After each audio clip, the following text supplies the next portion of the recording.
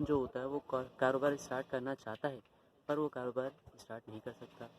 वजह है कि या तो उनके पास इन्वेस्टमेंट जो होती है वो कम होती है, या फिर इन्वेस्टमेंट ज़्यादा होती है लेकिन तजुर्बा नहीं होता।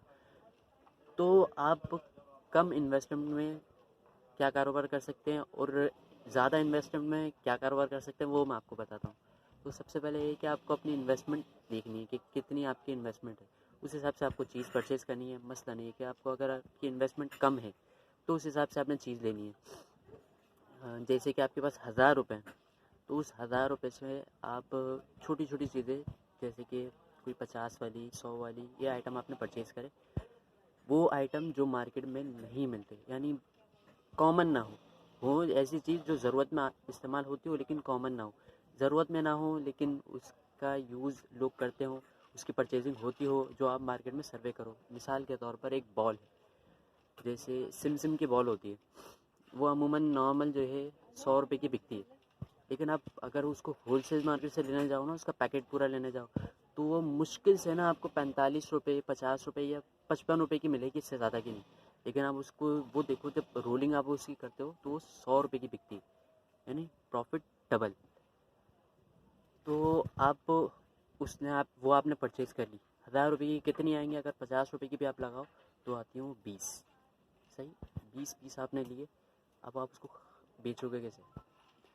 तो उसका बेचने का बहुत आसान तरीका ये है कि आप ऐसी जगह जाओ जहाँ रश ज़्यादा हो, भीड़ ज़्यादा हो।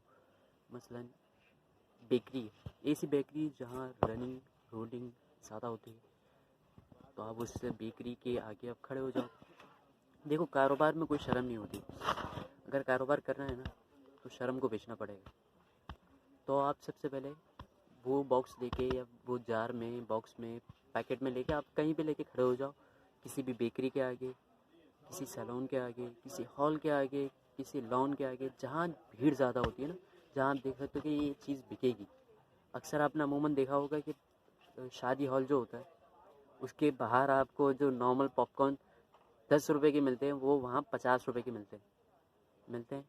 यही होता है कि वो चीज़ जो वहाँ ख़रीदी जाती है, कि अमूमन बच्चे जो है वहाँ जाके ज़िद करेंगे। अब वो पूरा ख़ानदान जमा होगा, कोई ना कोई तो दिलाएगा ही। चलो अम्मा अब्बा नहीं दिलाएंगे तो मामू चाचा ताया कोई ना कोई तो दिला ही देगा, कोई ना कोई खर्चा कर लेगा। तो ऐसी जगह होती है कि वहाँ जाके आप उसको लगाओ, उसको लेके खड़े हो जाओ, कोई ना कोई परचेज़ कर लेगा। अब अगर शर्म करोगे तो भाई आप कुछ भी नहीं कर सकते, कारोबार कभी नहीं कर सकते। इसके अलावा दूसरी चीज़ आती है, अगर आपकी इन्वेस्टमेंट ज़्यादा है तो आपने भी वही चीज़ देखनी है कि कौन सी चीज़ रनिंग पर है, यानी कौन सी चीज़ ऐसी है जो आपको बार बार बेच सकते हो और उसमें आपको प्रॉफिट भले कम हो लेकिन रोलिंग ज़्यादा होनी चाहिए। देखो, कारोबार स्टार्ट करने के लिए आपको रोलिंग चाहिए होती, प्रॉफिट नहीं। प्रॉफिट तो आप बाद में भी कमाओगे जब कारोबार सेट हो जाएगा, पहले आपको रोलिंग करनी है, यानी टर्नओवर आपका घूमता रहे, प्रॉफिट कम मिले, बस ये है कि आपका खर्चे अखराजात पूरे हो जाएं और आगे आप काम करते रहो।